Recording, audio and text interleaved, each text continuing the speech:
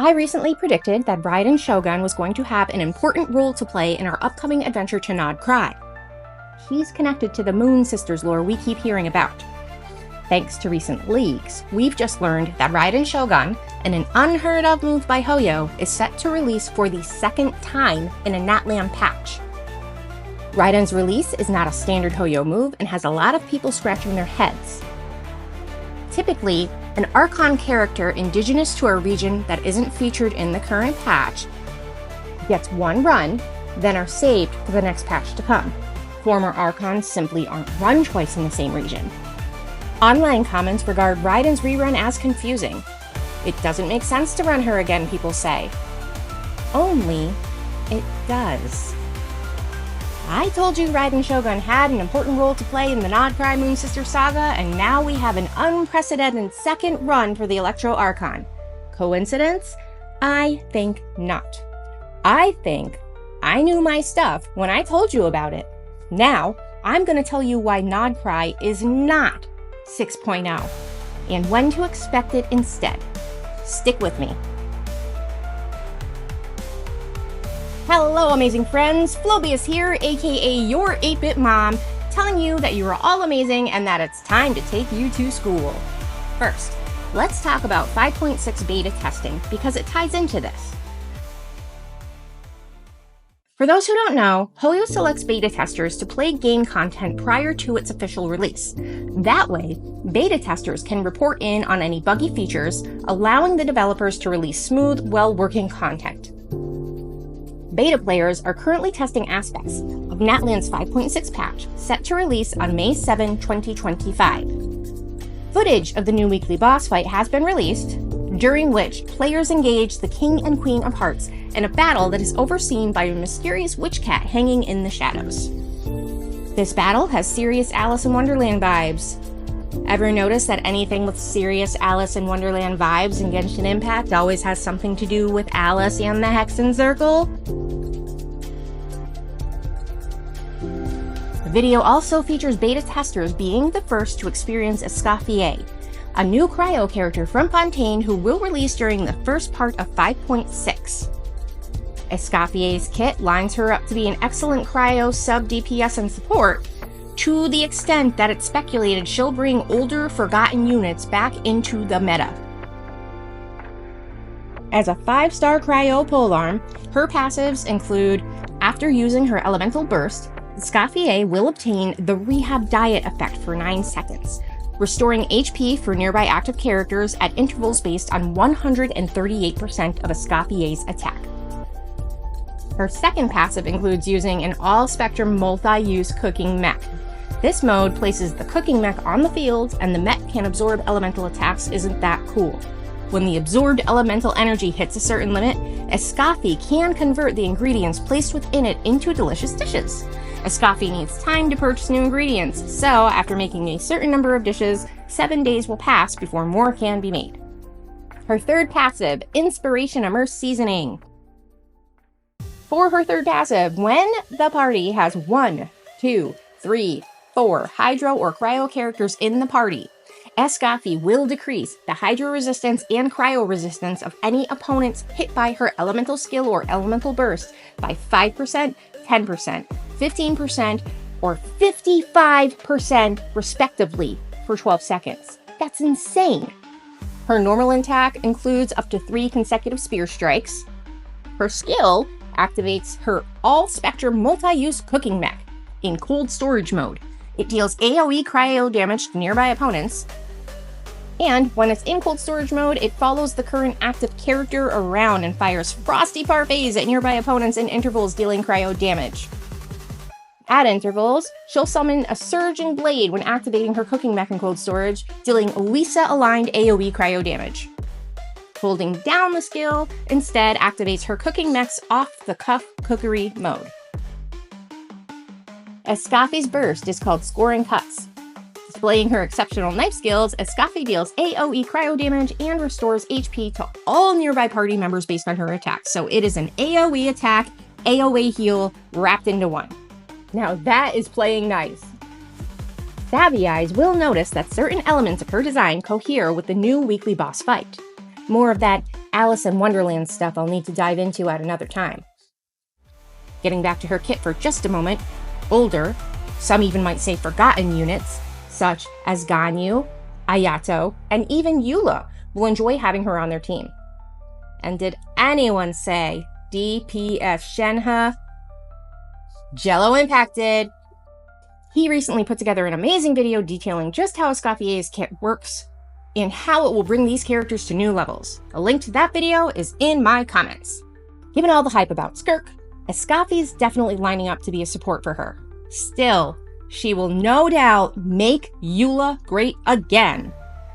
She reruns with Navia and is the first character available in a very strategically planned pair of banner runs featuring 3 characters that will soon come into play, literally, because they're about to redefine the meta. The other 2 characters will follow her soon. 5-star Dendro DPS Kenichi runs in the second half of 5.6 along with our famed Electro Archon, Raiden Shogun. And Raiden Shogun is the nail that threw the grenade into the coffin and blew up the whole damn cemetery. As soon as I saw her name on that banner, I knew why they were doing it, and now we circled back to the 5.6 beta testing. Because what I'm truly interested in talking to you about is Imaginarium Theater and a new 3-element reaction being tested, which I will temporarily call Super Thorns. I'm not sure if that's the official name or not, so don't quote me on that term, but I have to call it something, so Super Thorns it is. Over the last couple of days, Genshin Impact has been hinting at a new Cryo elemental reaction that will be tied to the Imaginarium Theater domain, at least for now. Credible leaker Home DGCat has revealed more details about this reaction. Apparently, it will be triggered by combining Dendro and Cryo elements, receiving a burst in damage from Electro. Now, this is a first. After enemies take both Dendro and Cryo damage, they will receive a 45% damage buff for those types of elemental damage. The reaction will cause a Frost Thorn to appear, dealing Cryo and Dendro damage over time. After enemies with Frost Thorn take Electro damage, the DOT will convert to Electro damage and reduce enemies' Electro res. There are 2 paths to this. Path 1. After enemies with Frost Thorn take Electro damage, the DOT will convert to Electro damage and reduce enemies' Electro resistance. Path 2 includes having after enemies within Frost Thorn take Electro damage, the Frost Thorn will stop attacking. Instead, enemies will take 135% increased Cryo, Dendro, Electro, and physical damage, and characters will receive a 300 Elemental Mastery buff. Now this is awesome news for Dendro users. It also means I'll hate them, you lovable son of a bitch, you've got that buff I've been asking for! Kenichi is due for his first rerun, and Raiden has something to do with the moons and Nod-krai. With the new triple element reaction of Cryo Escoffier, Dendro Kenichi, and Electro Raiden Shogun, and Nod-krai prior to, it makes perfect sense to drop these 3 characters into the 5.6 banners. And 5.6 is our next stop. And so is Nod-krai. Nod-krai will be this year's summer event. That is right, my amazing friends. I am predicting that Nod-krai is not 6.0 as everyone assumes, but is instead coming soon. Really soon. I predict Nod-krai, in a new move from Genshin, will be a permanent summer event location. We will receive the typical summer come-and-go fanfare, including rewards, events, minigames, and all other limited time goodies. But the map will stay. Why do I believe it'll stay? Because, believe it or not, friends, Hoyoverse has been listening to us. They know players are unhappy, and players are their bottom line. They don't want players to be unhappy. They initiated an artifact rolling system so we can get closer to what we want for our ideal character stats. It didn't work so well, so they fixed the artifact rolling system. Signature weapon banner? Total scam! They removed that second additional fate point from the banner so it was easier to get the weapons that you want. They're adding quality of life upgrades with every single update. Is Genshin perfect? No! But Hoyo is a business, and if we're going to expect an experience as massive and as immersive and as free as Genshin Impact, we must respect that it'll never be exactly what we want.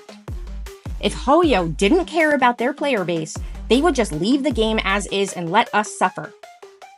But they're actively trying to please fans. And fans have been complaining for a long time about the limited availability of summertime maps. New players who begin after that summer event concludes never even get to experience the area. Older players who may want to revisit the area are denied. What better way to fix that than to introduce a map for a summer event and let it remain there after all the events are over? Here's my case. Nod-krai does not worship an archon. It has been said that the people of Nodkrai worship an older moon goddess. There is no archon quest for the Nodkrai region. Well, Nodkrai, not region.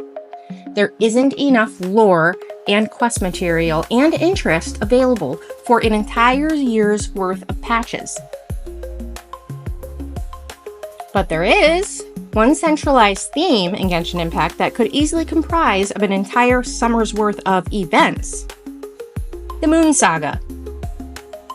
The prophecy of the moon is so micro-specific that it doesn't feel like its own regional storyline. It doesn't feel like it could be stuffed into a regional storyline.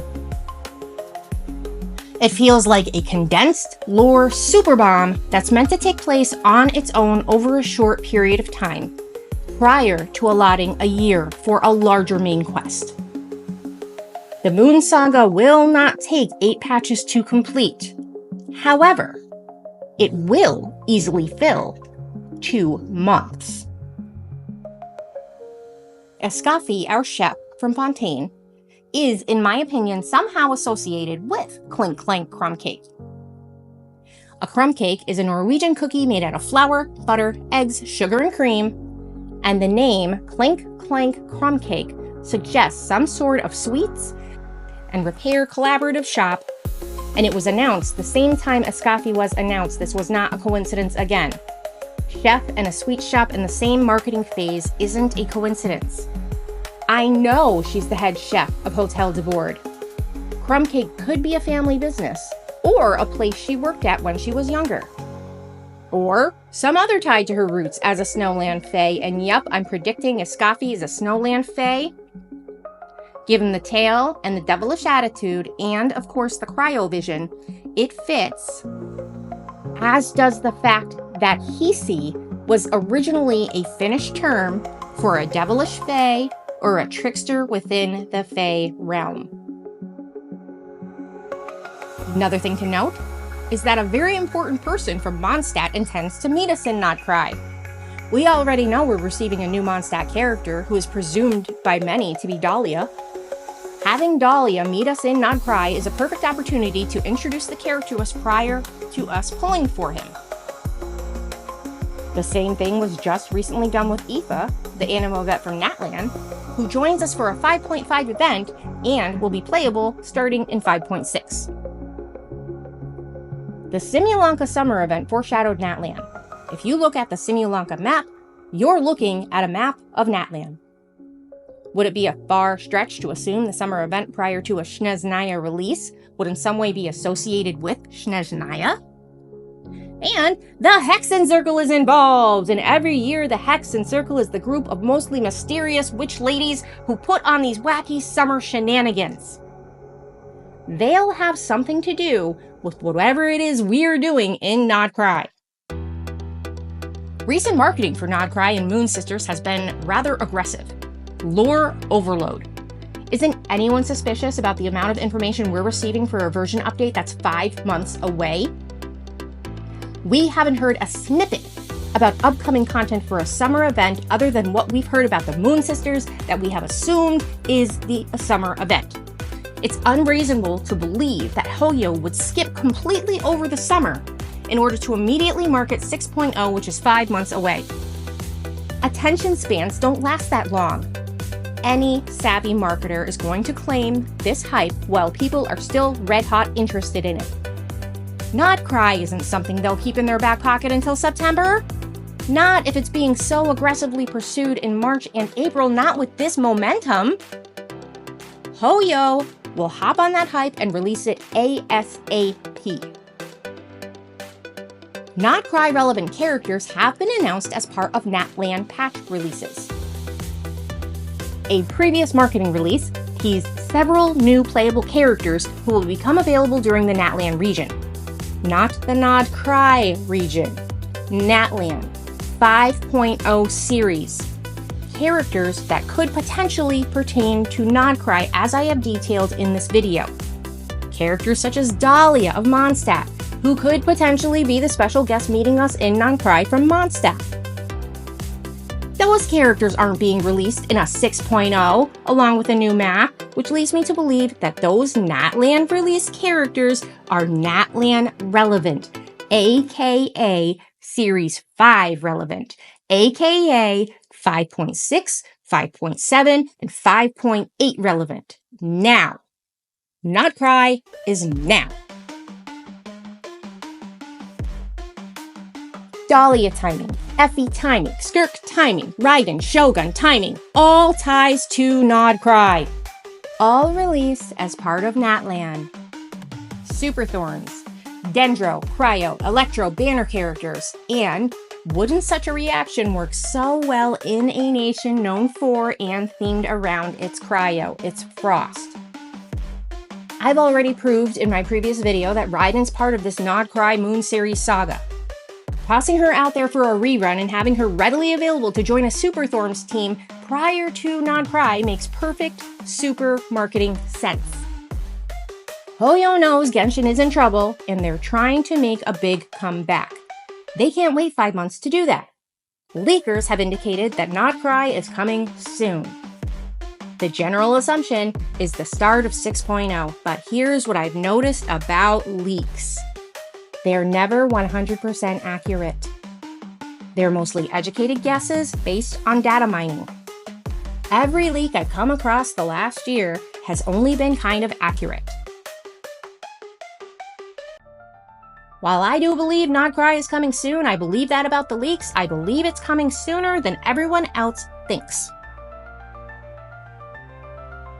That's my case, amazing friends. That's when I believe Nodkrai is coming.